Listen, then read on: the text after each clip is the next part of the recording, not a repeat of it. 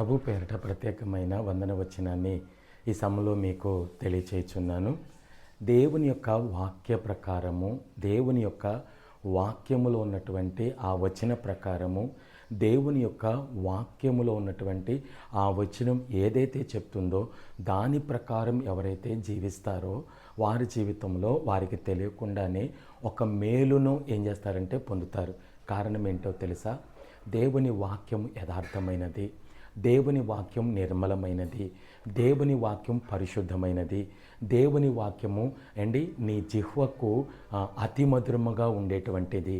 కాబట్టి అట్టి దేవుని వాక్యమును నువ్వు కలిగి జీవిస్తున్నట్లయితే, అందుకని 119వ కీర్తన 50వ వాక్యములు అంటాడు, నీ వాక్యమే నన్ను ఏం చేసినంటే బ్రతికించాను అంటాడు. అంటే దేవుని వాక్యం నిన్ను బ్రతికింపచేస్తుంది. బాధలో నీకు ఏ బాధ కలిగినా, నీకు ఏ శోధన కలిగినా, నీకు ఏ వేదన కలిగినా, ఆ వేదనలో నుంచి, బాధలో నుంచి, శోధనలో నుంచి దేవుని వాక్యం నిన్నేం చేస్తుందంటే బ్రతికింపచేస్తుంది. ఆ బ్రతికించే వాక్యంను నువ్వు కలిగి జీవించు.